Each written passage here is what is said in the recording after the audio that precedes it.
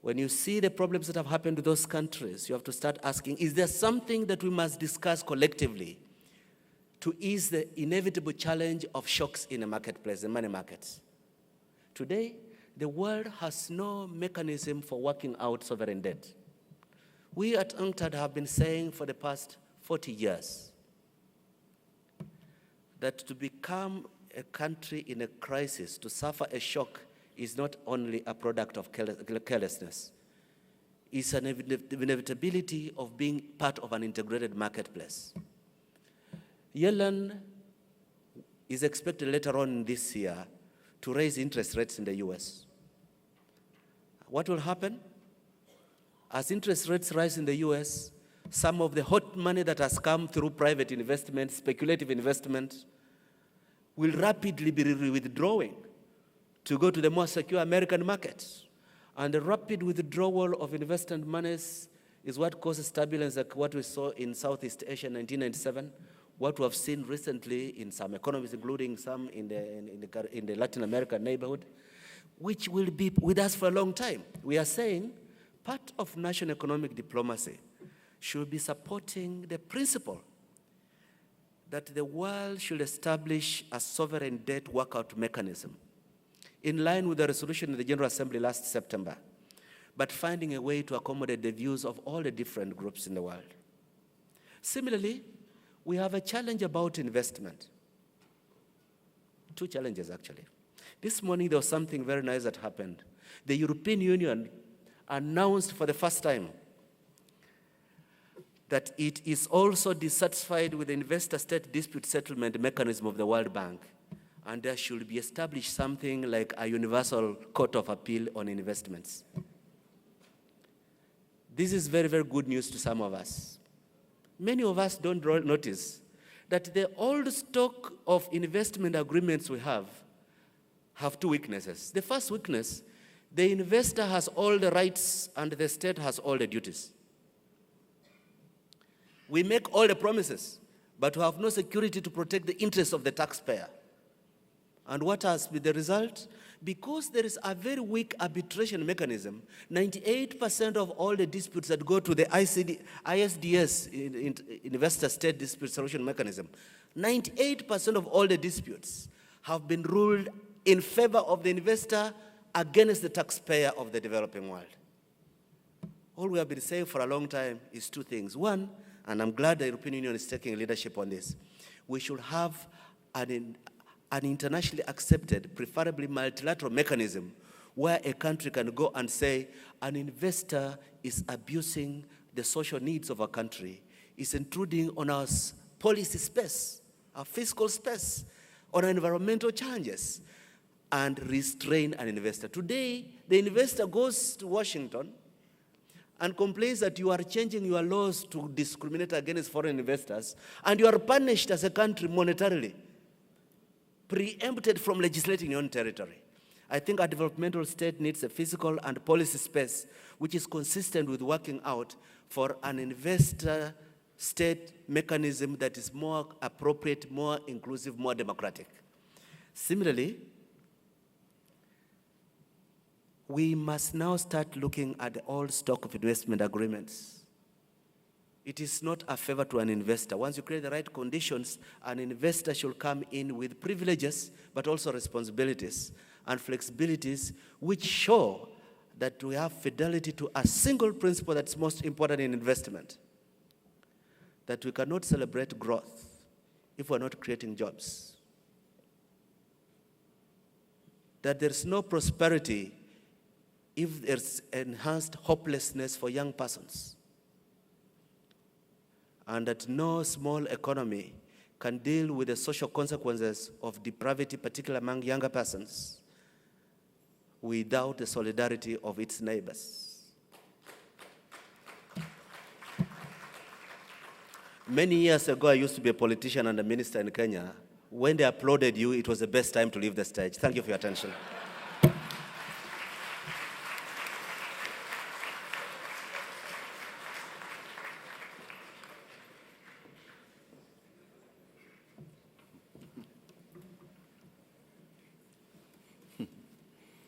His Excellency Dr. Katuri, we thank you, sir.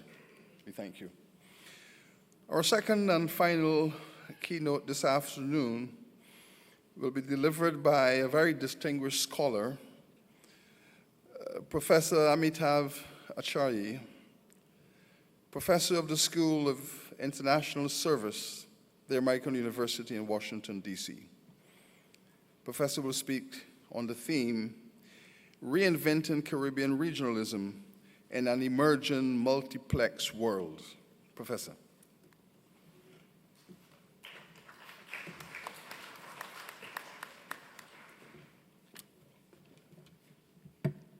Thank you, Professor Hillary. He just told me good luck. That means something. Wish me luck, because I probably am the least knowledgeable person in this room when it comes to Caribbean affairs. This is my first visit to the region. I have always been a big fan of cricket. I played cricket in India. I broke a tooth in Australia playing cricket. I admire people like Vivian Richards, Clive Lloyd. These were the people who play, of course, more recent ones, Brian Lara and others. But never really set foot in this region. But I will do my best to bring an outsider's perspective, somebody who has studied global affairs and a student of global order, and having just written a book on the changing world order called The End of American World Order, which you can pick up a brochure outside, make my publisher happy. And I will try to see how a region like Caribbean fits in.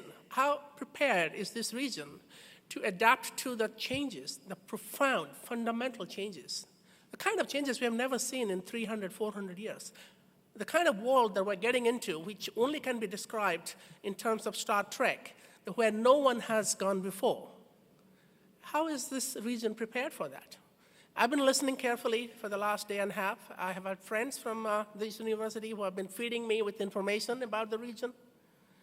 And here are some of my ideas. But before that, honorable prime ministers. I've never been in the presence of so many prime ministers. And one is, of course, didn't make it. And foreign ministers, Minister of Trade Industry, and finance of Trinidad and Tobago, distinguished senior officials from international organizations, fellow academics, ladies and gentlemen. It is really a great honor and a challenge for me to come and share my ideas. The world order is changing in profound ways. The unipolar moment dominated by the United States, which we had since the end of Cold War, is over. What is also coming to an end is the international order that some people call it the American-led liberal hegemonic order, which gave the US the position of hegemony, absolute primacy. I call it the American world order, and that is ending as well. But what is interesting is that the emerging new world order is not multipolar. That's the traditional way of describing the world when you have more than one power. It's not multipolar in the sense we know multipolarity from Europe before Second World War. I call it a multiplex world. And let me start by explaining what I mean by the multiplex world before I go into where the Caribbean as a region, but as a collection of states also and societies can fit in.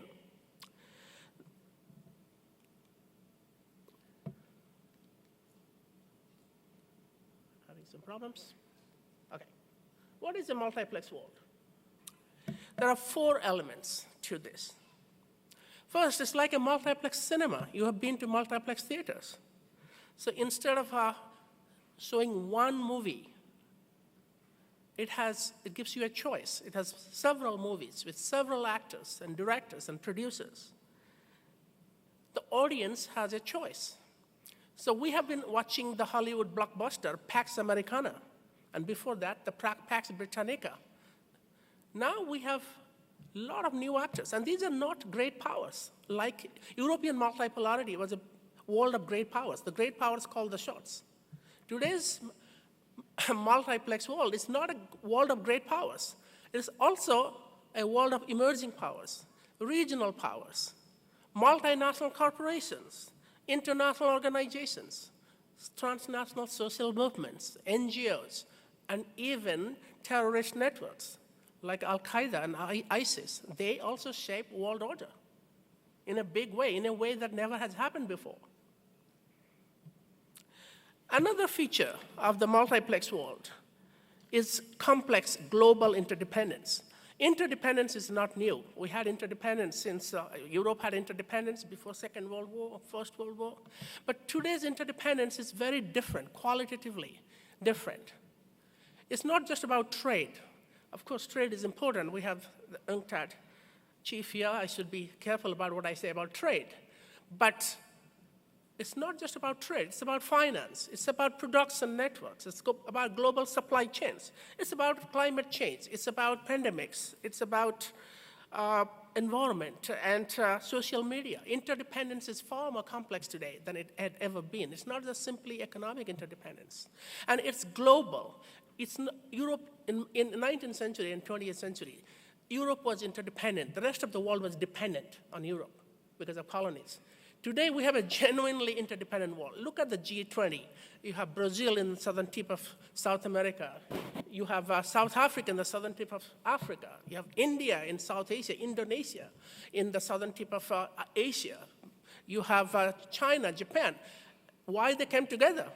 Because they're interdependent, not just by trade, but also by finance. The financial crisis basically created this entity. And that sort of interdependence we never had, even in the age of empires. The Roman Empire and the Han Empire traded with each other, but the Roman Empire could have lived without Chinese silk.